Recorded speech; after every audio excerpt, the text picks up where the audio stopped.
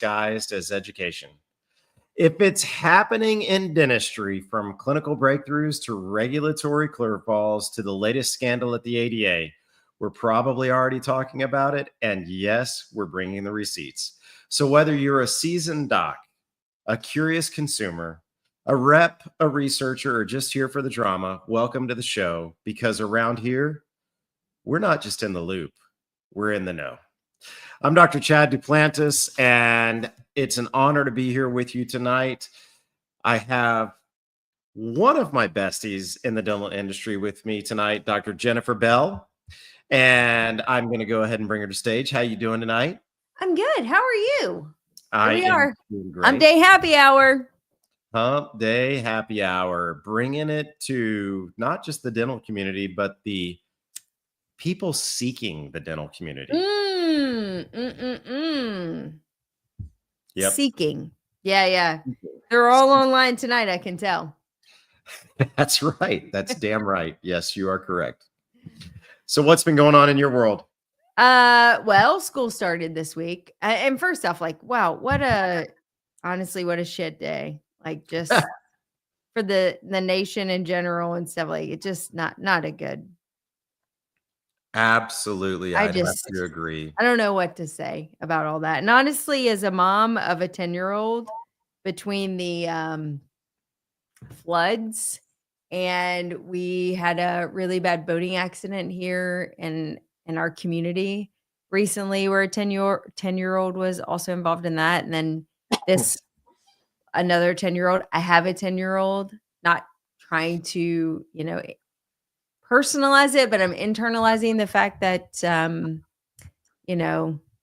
much of it's a gift. And we all, as parents, we're all guilty of, I think, getting in the grind and, taking for granted just little stupid stuff. So anyway, mama heart is a little heavy, but in other news, before and after whatever happened today, school started on Monday. So we're back in the grind. Everybody's having to wake up early. It's not going well. The house is kind of a disaster from 5 a.m. until everyone's gone, and just, trying to get everyone back into a routine, which I never quit, by the way. Just everyone else did. They took the holiday. So. Well, as for those of you out there that might be listening or watching, we're both parents, and we have jobs and we have families too. But my kids, I got one of them back in school. She started great, but here's the big win as a parent. As of yesterday, my college graduate is gainfully employed. So with benefits? I didn't say that. Oh, okay. Okay. That's like top level. Yeah. It's gainfully employed and then gainfully employed with benefits. That's like next level shit right there. Gainfully employed with a paycheck is what he is. Look, I love that too. I love that. Is it where he wants to be? Where is the job? Can he commute? Like, how's that work? So, my son lives in Nashville, graduated from Belmont University, and he graduated with a film degree. Yes, you heard that correctly, a film degree. Did you say underwater basket weaving? I couldn't hear you. Yeah, basically the equivalent. No, I'm kidding. It's a very rigorous 4-year program. It is. No, and his ultimate dream was to be on like Saturday Night Live. So I think that is still his dream. However, he applied for several jobs. One of them was with a music producer in Nashville, which he was really excited about. And they were looking for somebody with no experience in the industry. But when it came down to it, they're like, hey, you fill the bill. We really like you. But although you have no experience within the industry, I think it'd be best if we went with somebody who was interested in the industry long term, whereas you're looking into videography. So they connected him with some other people that were like comedy scouts and stuff like that.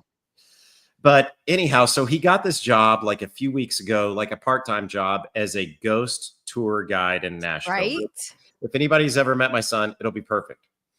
Well, the ghost tour people, they have 40 locales that they do this ghost tour in. So this is like the largest ghost touring company, I'd imagine, in the United States. It might be the only one. Yeah, it might be. I mean, Might so be. like all these cities. So they realized that he was a creative writer and a videographer.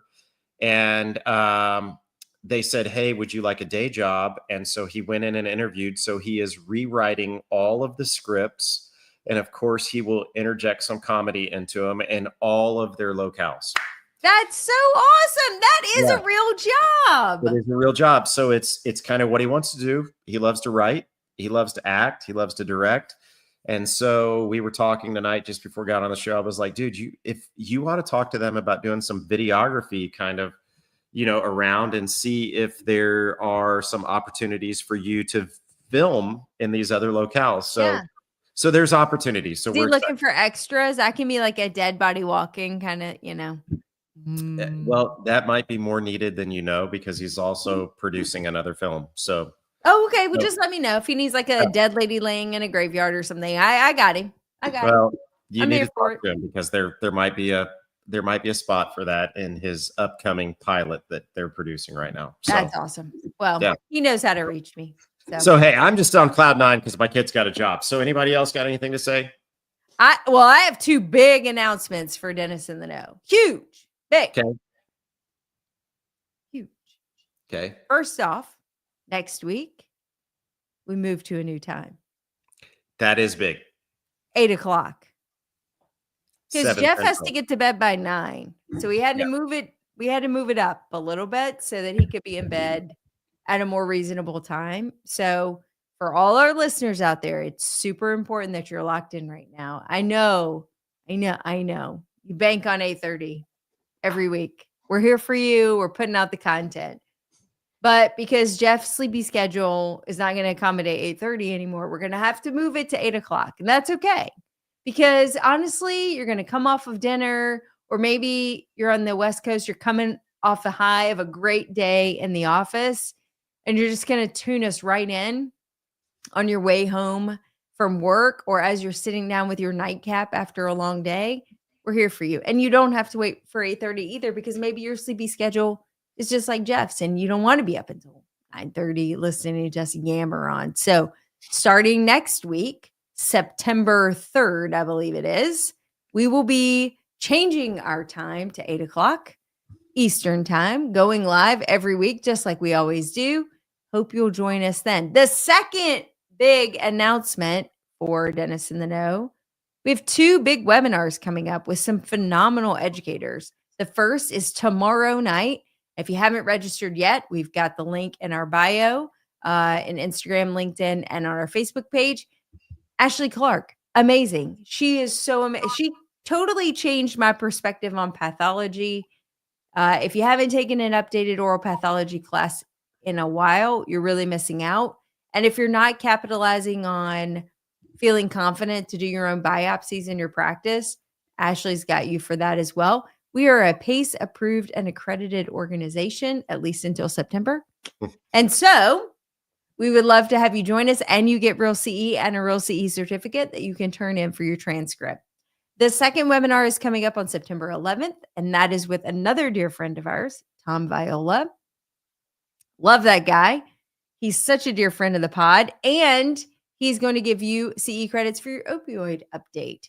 So really excited. We'll have all the links in our bios and stuff. So if you need more information, don't hesitate to reach out. But I'm just really excited about this journey with education, our new time change. Like, who are we? We're new people.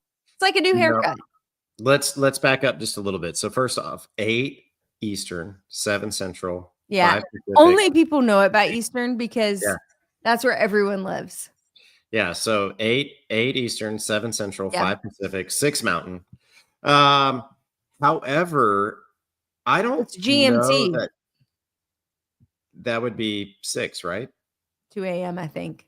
Oh yeah, never mind. I don't know. Yeah. I don't know. Beyond that, I don't know how many people are aware of this, but kudos to you, JB, because these people that we have on these webinars are really just second to none. And absolutely. I mean, hey, here's the deal. I know that the tonight is for the general public, but if you're watching and you actually want to learn something about oral pathology or what us dentists go through, we're not going to discriminate. If you want to get some Yeah, credit I mean, hours, if you really wanna we're happy. understand. Yeah. But, the pharmacology is a big one too, because, we might be able to see why dentists don't prescribe opioids as much as they used to. And, Correct. some of the changes that we go through. But Tom and Ashley, I spent the weekend with Ashley last weekend. She's just such a phenomenal human being and educator. I mean, 2 full rooms all day Saturday, just a great person and a very knowledgeable educator. So And she's really excited. fun. Like, pathology is it's not the sexiest topic. I'd put it up there with dental materials for me. I'd put it up there with, uh, maybe periodontal disease, also not like a super sexy topic, but she's fun. So she takes and turns it into a wow. So we were talking last week, and I was telling her that during my residency, every Monday from 1 to 3, we would have pathology, and it was with Dr. John Wright, and he's an amazing pathologist. But to be quite honest with you, Dr. Wright, I'm sorry, I know you're not listening, but if you were, I'm going to apologize because it was kind of boring at times. But I love pathology, and so everybody used to laugh because here it is right after lunch, and I would fall asleep as soon as we sat in the room because there's 12 of us in a room and it's pitch black. And I'd sit up against the wall and I'd fall asleep. However, I was still answering the questions in my sleep. So throughout residency, they called me the sleeping pathologist because I would answer questions with my eyes You closed. should start signing your lab Uh, scripts to yeah, Ashley when she reads it. Love the sleeping pathologist. yeah, and we had a good laugh about that this past weekend, and but one of the things I will say is that she's taught at so many places, and all of her students just Yeah, truly love her. She's really a good person. Do you have a news segment for of tonight? course. All right. Well, would you like to get to I it? would love to get it out there. All right. Well, I will leave you be with that. Thank you. All right, team. There's a couple interesting developments that has happened over the last month or so. One that actually wasn't on my radar. I'm a little disappointed in myself. But I want to be the one to bring it to you tonight in case you also feel like you missed out. Are you aware that Delta Dental purchased some practices in Wisconsin? Yep, that's right. This is a new age and a new dawn of dentistry. Now that we have dental insurers starting to purchase practices. So in July, early July, Delta Dental purchased Cherry Tree Dental out of Wisconsin. Yes, I said the state correct. Now it raises some pretty serious concerns about conflict of interest, perhaps. Maybe that practice will only accept Delta Dental. Maybe they'll be able to do price controlling. And what will that look like depending on the number of locations and its distribution throughout the state? What will that look like for the other dental providers who also participate as an end network provider for Delta Dental in the state of Wisconsin? And where's their next target? What state will allow an insurance company to come in and purchase additional practices? I don't know about you, but this concept has not been fully vetted, and it leaves me pretty icky in the tummy on where this will go with dentistry. So I don't have any updates, but I think this certainly is going to have to be under review. I think it could be potentially some legal ramifications and some regulatory implications that will come from this. I guess we'll get the luxury of the hindsight review. Remember, Wisconsin's really been pushing the envelope lately on what they've been allowing to happen in their state. They were, in fact, the ones to allow their new dental graduates to bypass a hands on in person clinical exam for licensure. They are opening up the compact and allowing interstate commerce of dentists and dental providers to come across state. And they also are a pretty big advocate for mid level provider. So, as dental patients of Wisconsin, read the fine print. Another story coming out of Florida. We haven't seen a lot of activity in the amalgam space in a bit, but the general surgeon or surgeon general, gosh, surgeon general is late. Florida just came out advocating against the use of amalgam for restoration. Now, we've seen this uptick a little bit in New England and a little bit on the upper northwest coast of the US. A lot of campaigns against the use of amalgam. It'll kind of simmer up and then it comes back down again. But now we're seeing more and more states starting to verbalize how they feel about amalgam, not just from the regulatory piece of the EPA and how the amalgam is entering the water supply and how we protect and minimize that impact. But now we're seeing for the first time actually in a bit, a state kind of coming online saying that they're going to be advocating for no more amalgam restoration. So I'm sure that will open up a floodgate of discussion. I'm sure it will open up a floodgate of lobbying and discussion about whether or not so goes Florida, so goes the rest of the union. Who knows? But another restorative material is up for debate. And we know fluoride has been a hot topic for a while. That hasn't stopped. I think obviously the nomination of RFK and conferment is continuing to sort of simmer that pot just a bit. And so there's been a couple of things that have happened over the last few weeks. One of them was a coalition that put together an advocacy group to go against the fluoride management, I guess. So they put together an act called the Teeth Act, largely Democrat supported act that is intended to require the EPA to go through another organization for independent, non-biased review when it comes to the regulation of fluoride in the water supply. Obviously, dental organizations are supporting that because of the push to eliminate fluoride in municipal water supplies and to get an independent review from a scientific group to make sure that that is in the best practice. So again, fluoride is a hot topic, top of bill for discussion. And with that, that's the news. I heard everything that you said. However, is there really a Surgeon General in Florida? Damn it. No. Not a Surgeon General, a general surgeon. There's only one, though. Only one. I was just curious, Yeah, only one general surgeon. I was just curious.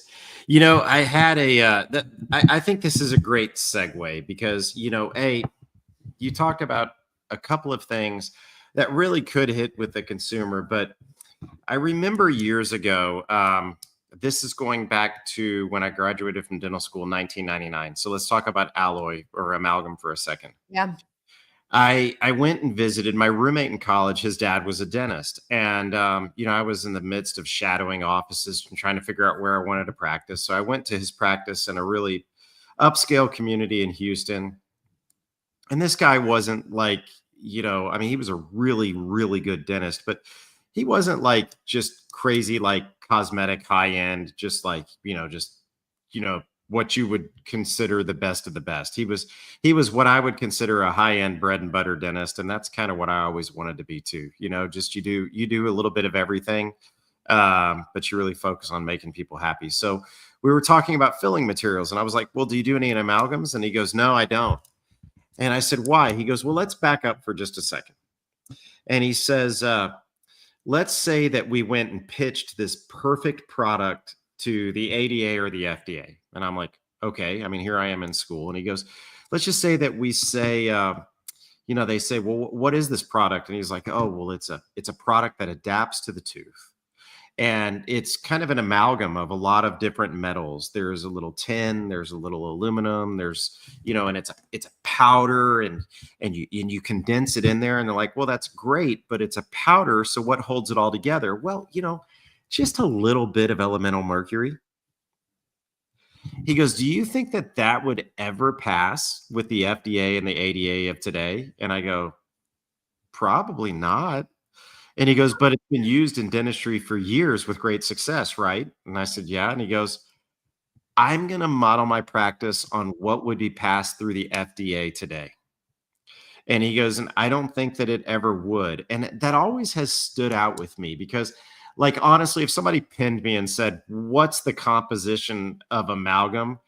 I'd have to dig really, really deep and think. But the one thing that we all remember is mercury. And that's it. And granted, the thing is we all know the dangers of mercury. But I don't think that we really think about that because I couldn't tell you everything else that's in it. Could you? Mm-mm. I mean, 10, what's that? 10, nickel. Yeah, I mean, I was like throwing two metals out just a second ago, going, I think that's part of it, but I'm not sure. But I know for damn sure it had mercury in it. Yeah. Now, the real question, and I don't know that there's enough literature to support this, but the real question is that okay, if somebody's had it for years, how detrimental could it be to their health? And how detrimental is it to remove it? And, you know, I don't know that there's enough literature to support either of those, but I do know that on our offices, we're required to have amalgam separators so that it doesn't go back into the water supply. I know that's an expenditure. So, we're kind of going around everything that says it's unsafe without saying that it's unsafe. We're like tiptoeing because it's been in existence for years. When was the last time you did one, JB? It's been more than 10 years. I did do them in private practice because right when I came out, again, that crux of analog and digital, and people, most insurance companies were still paying an amalgam-based rate for composites. You don't really see the downgrade too often anymore, but for sure that was happening. So if you gave them like, $250 for a composite or $180 for an amalgam, they would pick the amalgam. And so I did that for a bit, but the demand was so small for them. I didn't want to routinely place them, but the demand was so small that you have to buy them in these quantities, even 50 compules or whatever. And I might use 2 and then it would expire and I'd have to throw it out and order another. And I'm like, what am I doing? Like, at some point you're just like, we just don't offer it. It's not a good service to the patient. And I often joke with patients, maybe a little flippantly, but when they ask about the health of, removing these and stuff, and I'm sure that there's a short-term inflammatory consequence of that. I mean, it is with everything we do in dentistry. So I'm not naive to that, but I actually would really like to know what the long-term consequences to dentists, because on average, we remove however many a day and we aerosolize that right back into our face. And we know, unless you're wearing like a respirator or something, those stinky little masks are like keeping your stinky breath from the patient's stinky breath and kind of vice versa, but they're totally porous. And so, I think it is important also from a health and safety perspective, like what is the adverse risk to the dentist that's now ripping all of these things out and it's coming back. So I will say, when patients ask, like, is this unsafe for me? Is it dangerous? And I say, I promise you, it is way worse for me than it is for you, Yeah. because you're now my 10th of the day. So I'm sucking up amalgam all day long and just, putting it into my system and enjoying your biofilm and all your bacteria and your mercury simultaneously, just sucking it all into my space. So I think dentists should be judicious with isolation, rubber dams, isolates, isodries, whatever dry shields you think. I think that's helpful to eliminate or alleviate some of the swallowing of the metal material. And fast forward another, I don't know, 15, 20 years, we're not really going to be doing amalgam, even removal at that point. Well, it's we bring this up, and I think it just so happens that it was your news story, so that's kind of where we start off. But we have, I want to just reiterate, we're not knocking anybody or downplaying anybody that's had a sensitivity to amalgam or had medical issues that have seemingly been resolved since the amalgam's been removed. I mean, everybody's an individual person, but it was used for years, and we do know the dangers of mercury, and it's something that, we've decided not to place. I've done two since 1999. Yeah. And that's really the extent of it. I think the last one I did was probably in 2005, 2006, and it was at request. But you also brought up another good point, because this came up in my office this week. So since we're talking about patients, and I know we've already had an episode on why won't my insurance pay for this, or, what is dental insurance? We had two that were downplayed to an amalgam now this past week. So meaning that the patient came in, they got a tooth colored filling, and the insurance company paid on it as if it were an amalgam. Now, I want to make it very clear, and I think Jennifer will agree with me on this, is that your insurance is not telling you that the amalgam is the better restoration. Mm-mm. The insurance is not telling you that you can't have a tooth colored restoration. Basically, in this scheme to make money, they know that the amalgam is the lesser of the two. They know that it would serve a purpose. So they're going to say, you know what, we will only pay for an amalgam restoration, not a composite restoration. It's Beyond akin that, to saying we'll only pay for a gold front tooth. We won't pay for a porcelain front tooth, because if you want porcelain, clearly you're just in it for the cosmetics. Exactly. You're in it for the cosmetics, and it takes more skill, more effort, more bonding, more this, more that. And honestly, would you not? I mean, this is very much my own opinion. I actually would charge more for an amalgam at this point than I would a composite. Number one, because I have so much material waste because I'm not using it enough. Number two, it is incredibly technique sensitive. And if you're not doing it on a regular basis, to me, it's actually more difficult than doing a composite at this point. So I don't know. The downgrade is such an antiquated thought process for insurance companies. Honestly, that's incredibly antiquated. Well, I always say, and I don't care if insurance companies are listening. I always say this.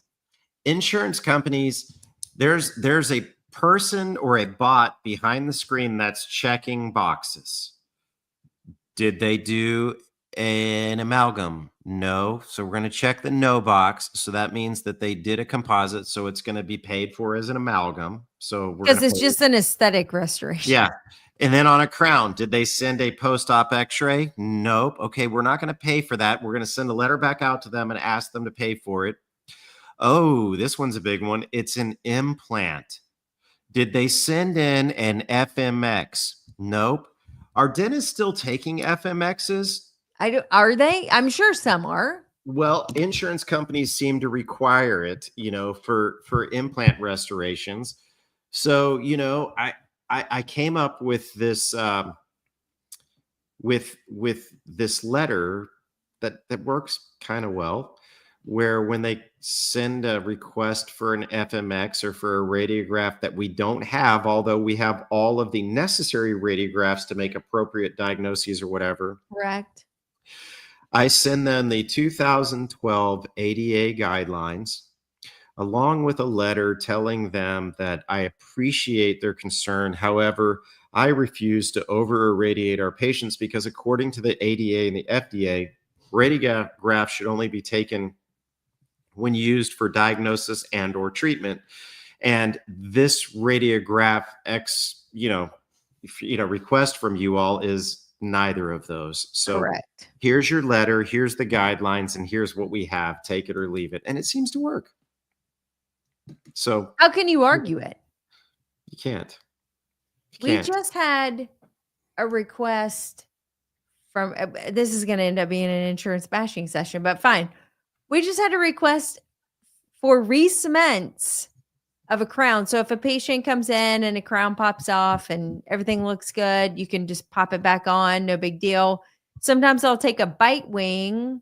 I mean, if the patient has been asymptomatic prior to coming in, the crown came off, tooth looks healthy underneath, I'm going to take a bite wing to make sure I've got it reseated appropriately, because if it's been off for a little bit, you just want to make sure you've got it reseated and sealed. I don't always take a PA for that because I'm not looking for infection because the patient's not coming in with infection. Now the insurance company is asking for a before and after cementation PA for an $80 procedure for a re-cementation of a crown. So the moral of the story is that, and I love telling patients this, and I'll tell you right now, insurance companies, believe it or not, they're not necessarily here to pay for everything that you have done at the dental office or even the medical doctor.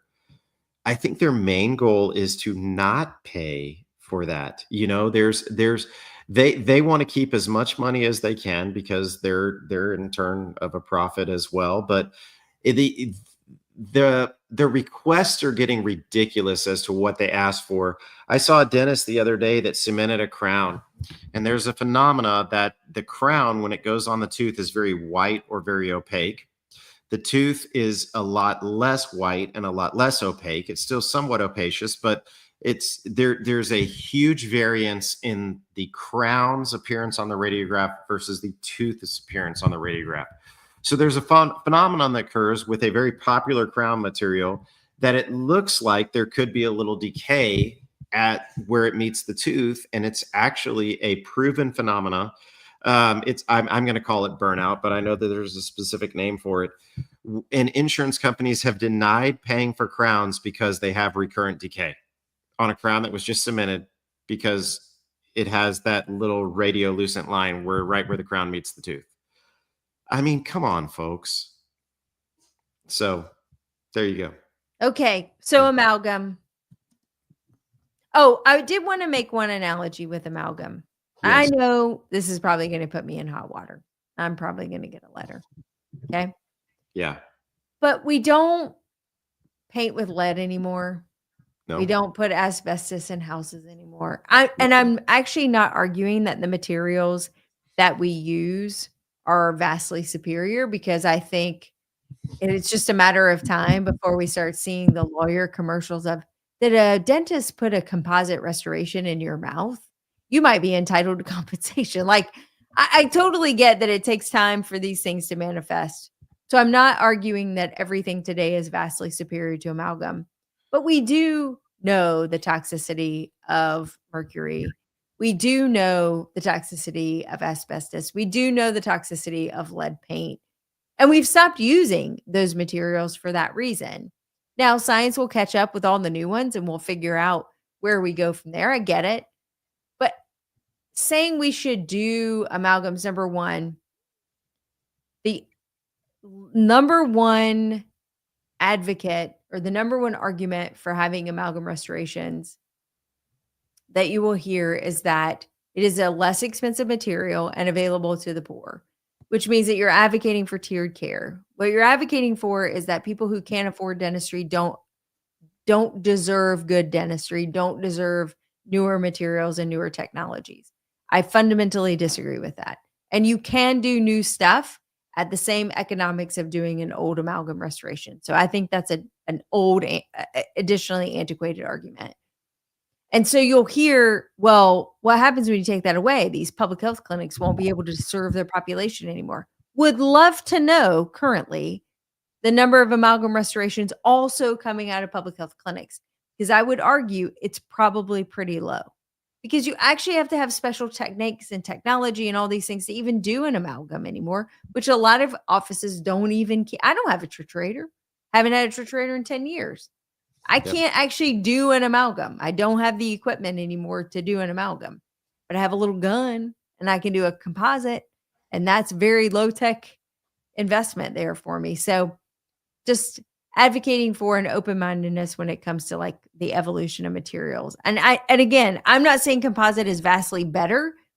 It is plastic. And I think all the stuff is coming out about plastics and BPAs and formaldehyde leach. And there's all kinds of other things that are happening in a negative space for composites. And I can also argue they don't appear to last as I have never seen a 40-year-old composite ever. Not one. They probably have only been placed for 30, but I've never even seen a 30-year-old composite. Thinking they've been around for 40 years. If you see some that are really grainy, you know, they're there. Or radiolucent. Like, yeah. And those do seem to last, but you know. So, hey, where did the phrase "mad as a hatter" come from? I don't know. Like, Alice. You really don't know that? Well, Alice in Wonderland, but do you know what made the Hatter mad? No. Mercury poisoning. Oh, right. No, look it up. It's that's where Mad as a Hatter came from. And I also encourage everybody to and granted, I mean, I don't know the extent that mercury was used in the hatting industry back in the day. However, there is a great podcast. Have you ever seen? It's called S Town. It stands for I believe it was Shit Town, but it's S dot dot dot town. I encourage everybody to listen to it. It's a fantastic podcast. It's about this small town in Alabama. And there were two industries back in the day where mercury was very prevalent, and it was hatting as well as clockmaking. And I won't lead into it, but don't ruin it for everybody. All comes to fruition through the podcast S Town. It's really, really good. I listened to it a number of years ago, but I would highly encourage you all to listen to it. It's kind of fascinating, and just you'll kind of see where I'm going with it as time goes on. So, hey, let's take it back to basics. Okay. Let's switch gears. On it. So I had no idea that we would pivot into this, but it's just kind of like what we usually do. You know, we always find something to talk about and it comes organically. So I'm really glad we got to talk about amalgam. But we had some great. Guess what? Hold on. We can't do this alone. There he is. Hey. Our third bestie came in. Yes. Yeah. I couldn't help it. I finished my webinar and I said, you know, there's only two things I can do after finishing a webinar. And I'm sorry I interrupted you, Chad. No, you're fine. There's only two things I can do. One is grab a glass of wine and be with my besties and nerd out some more. How do you feel about mercury? Is that what we're talking about? We did a little bit. Yeah. It's my favorite planet. Yeah.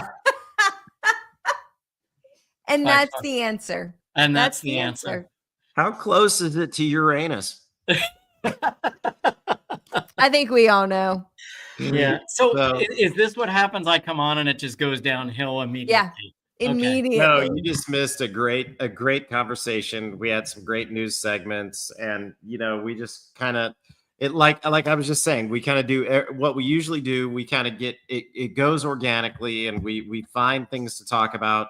We had a great conversation on mercury. I'm going to ask you, Jeff, because you weren't here. Jeff, where does the phrase "mad as a hatter" come from? I didn't know either.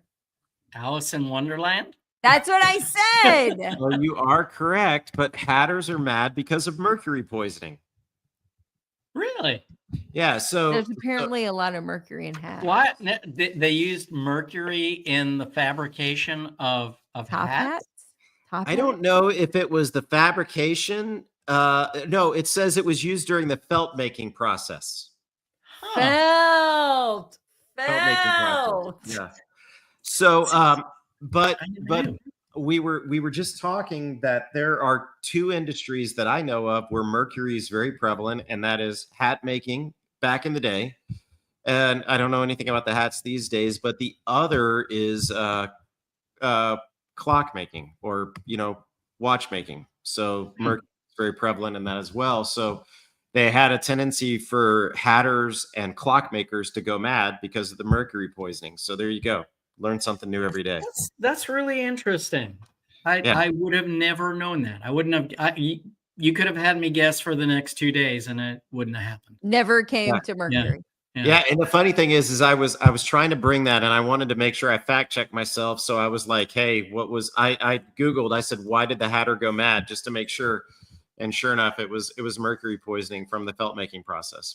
So did you guys have a debate on mercury, or what ended up happening here? I mean, what was the discussion? So I have it in context. Well, no, we were just talking about how in your practice, that's all that you use. So we were talking about how you are still squeeze through the cheesecloth.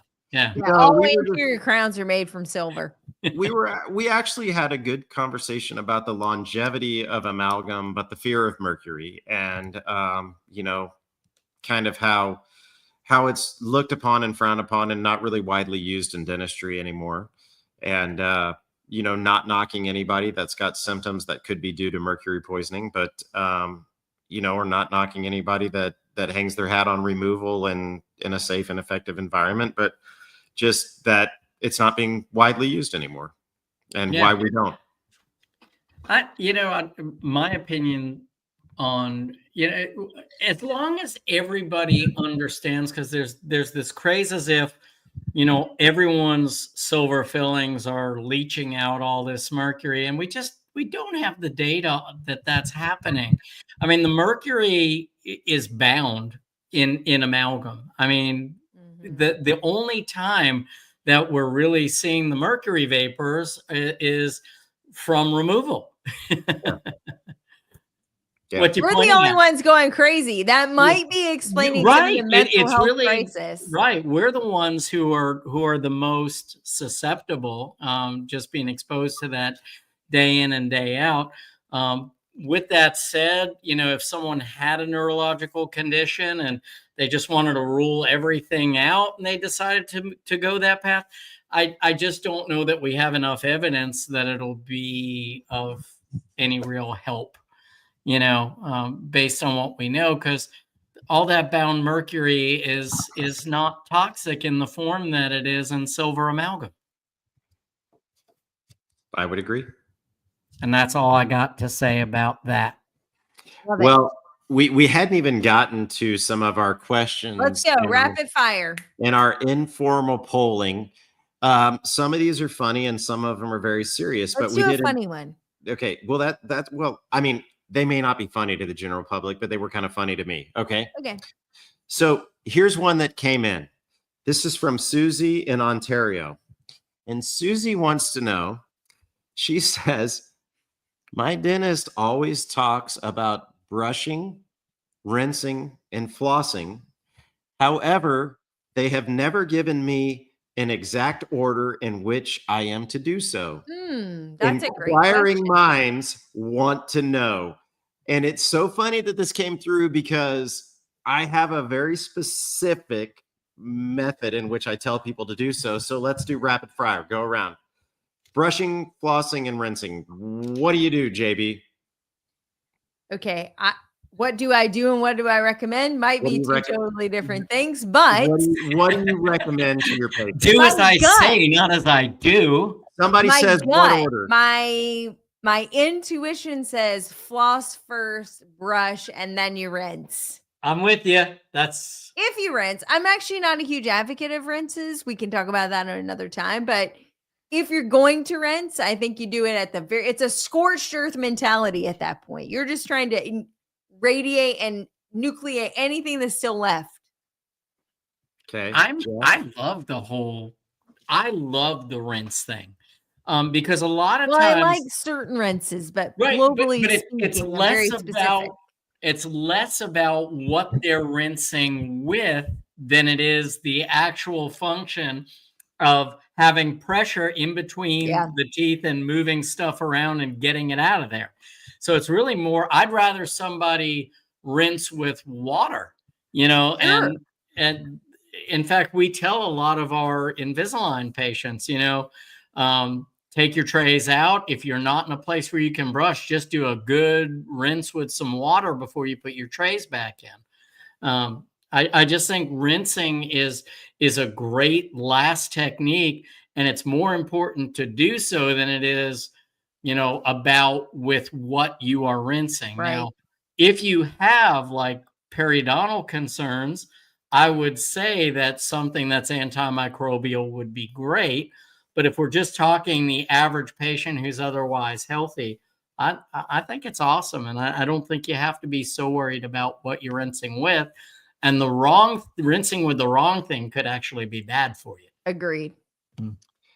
So don't rinse with Mountain Dew. I'm going to throw a wrench in the equations because I have a very specific methodology, and I'm going to tell you why. So I say we go in alphabetical order. I say we brush, we floss, and then we rinse. And the reason that you do so is because you're brushing with a fluoridated dentifrice. If there's any incipient lesions. When you floss, you're going to bring any of the residual toothpaste down in between. I like it. Your logic. I like Your logic. And then we're going to come back with a rinse, and the rinse is going to be hopefully fluoridated too. And I'm going to throw this name out there because Listerine should partner with the show. But I like Listerine Total Care. I like Colgate Peroxyl. There's Colgate Peroxyl's not every time, but I do like that occasionally. I like something that's really going to provide a little bit of fluoride and kind of, like Jeff just said, that pressure in between the teeth. So I just said, let's do it in alphabetical order, and they'll never forget it. Brush, floss, and then rinse. But leave a little bit of the toothpaste in there so you can bring that toothpaste in between the teeth and get those incipient lesions. Yeah, I actually see the logic there. And I would add to that and say, ask your dentist what you're most at risk for. So, if it's a point. If it's a caries risk, or if it's a periodontal risk or a gum risk, you might choose two completely different rinses, looking for something that attacks the bacteria that work under the gum versus the bacteria that work above the gum. So I would say ask your dentist what you're most at risk for, and that would help you determine what it is that you use to rinse with. But Susie from Ontario, the science is just not settled. Yeah. Here's what I will say at the end of the day. Dentists would just be happy if you were doing all three. Exactly. They can just lock around you on that. Yeah. Exactly. All right. Next and one. Honestly, Susie, I don't know if you're from Ontario, California, or you're from Ontario, Canada. Oh, yeah. But I can tell you that one of my really good friends, who's a dentist, his wife and he were booking trips to Ontario, Canada, and his wife booked one to Ontario, California. That is so the wrong direction. That's a big difference. And I would go ahead and tell y'all that was Dr. Ryan Walsh, and they did end up in the same place. Oh, and Lindsay. Yeah. So they ended up in the same place, but it was a really funny story. So, okay. I'm going to pick another one since we're short on time here. There was I like rapid fire. Let's go. Yeah, let's do it. Okay. This is a big one. Braces or aligners? Huh. Who's and first? This question is actually from your namesake, Jeff. However, from Northern Florida. Okay. Well, the Horowitz were either in the Northeast or Florida. Actually just Jeff. I don't know the last name. It's just Jeff. His name's Jeff Smith. Just Jeff. He's not related to you at all. Yeah. This is from a Jeff H. in Myrtle Beach, South Carolina. He's curious about his future. Yeah. Again, it depends on what your risk factors are. You have a patient that's a higher caries risk, higher risk for cavities. Somebody who maybe has a tougher time with their home hygiene care, say if they have issues with dexterity, where I don't think they'll be able to clean around the brackets as well, then my preference is absolutely going to be aligners, because we know that the home care is typically easier with aligner therapy. Depending on what type of a skeletal relationship it is and what you're trying to accomplish, I might be more apt to use what we call straight wire or traditional braces for specific tooth movements. It's really, everything for me is case dependent and risk dependent. And, but I am learning that I am doing so much more with aligners than I ever believed I could do 10 years ago, even. I knew we'd go down a rabbit hole on this one, and this could really take up an entire conversation. But I think what it boils down to in my practice is the compliance from the patient, as well as the complication of the movements. And I always, if I refer, I mean, if they're seen in my practice, they're going to be seen with aligners, but I'm not going to do aligners on everybody. If I feel that they need something else or something more complex, they're going to go to, an orthodontic office for sure.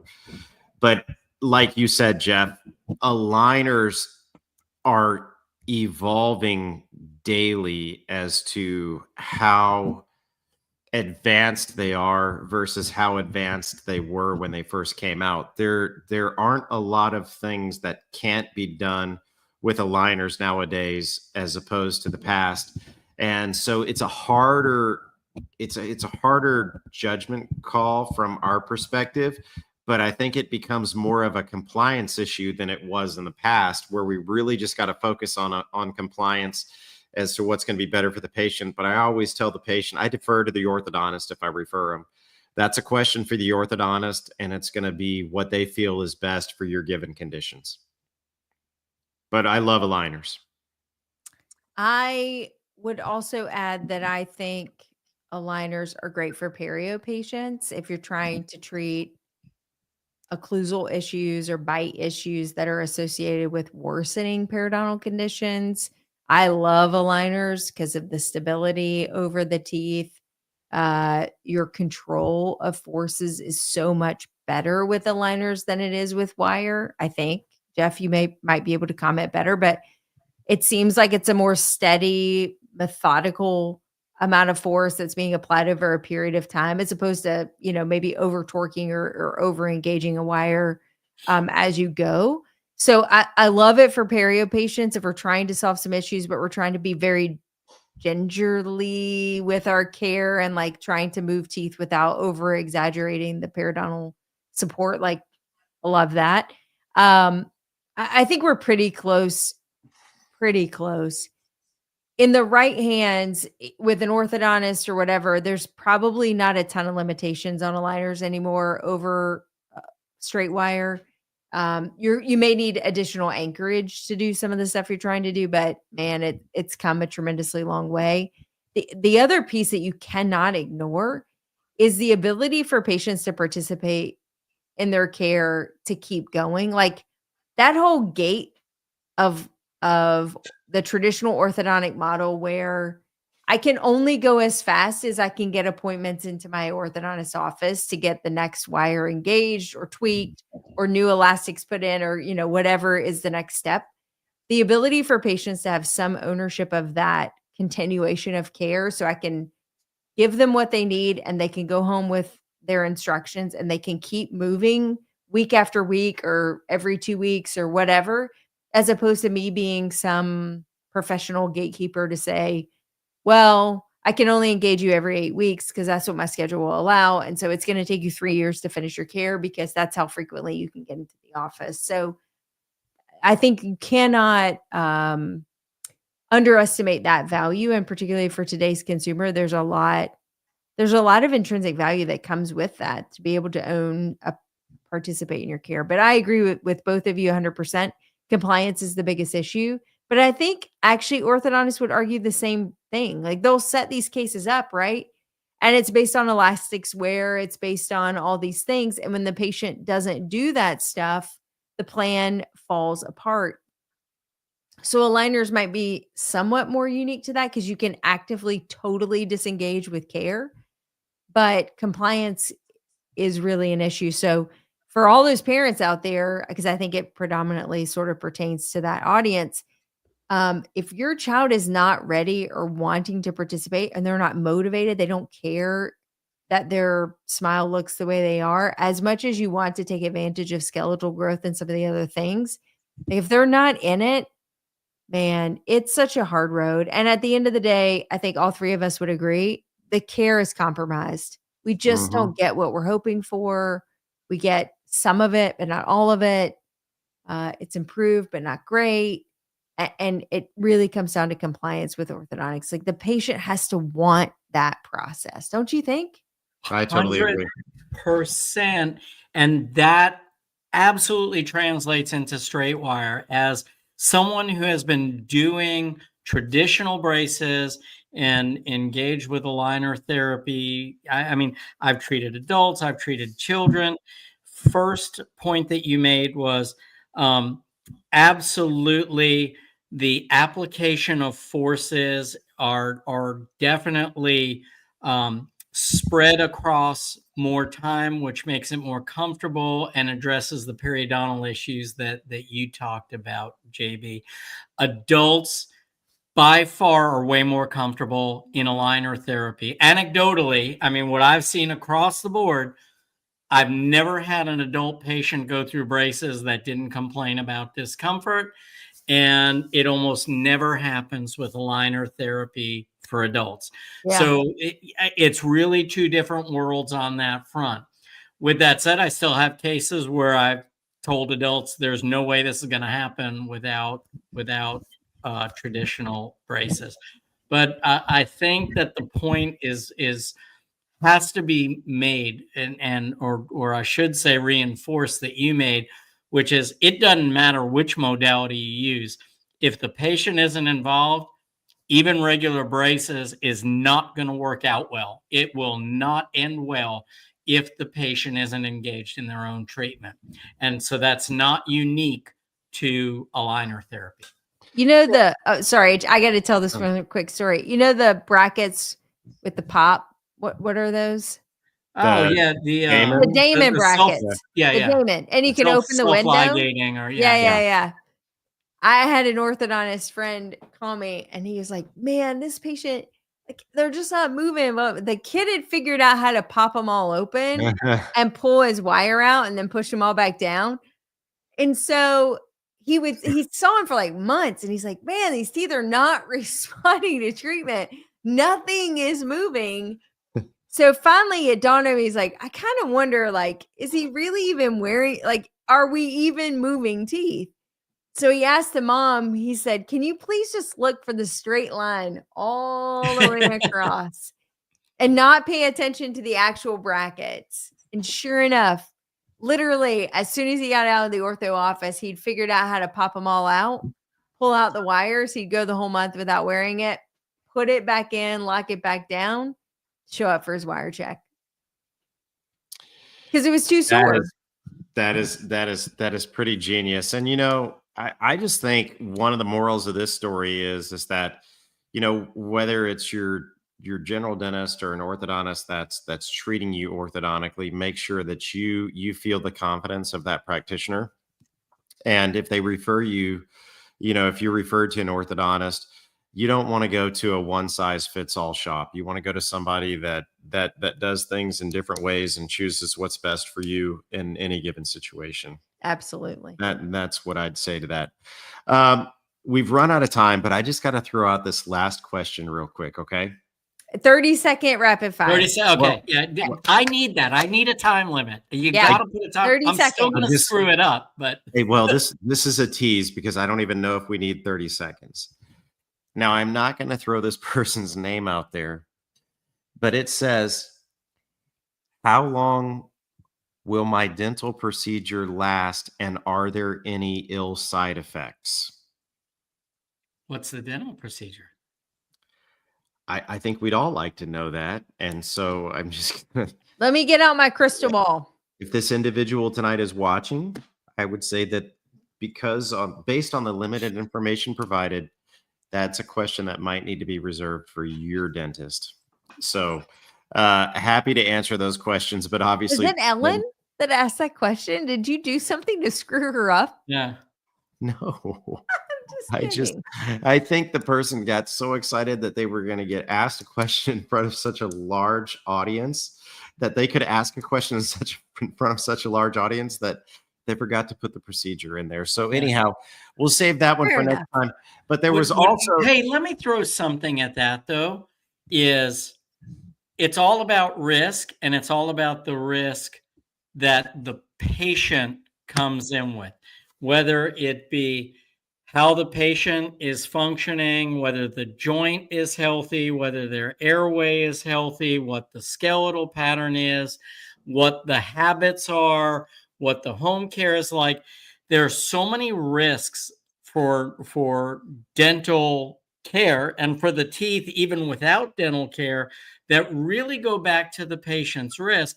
that a conversation needs to be had between patient and dentist where the patient says, what are my risks? You know, what are the risks I'm presenting with, and what are you doing to mitigate those risks?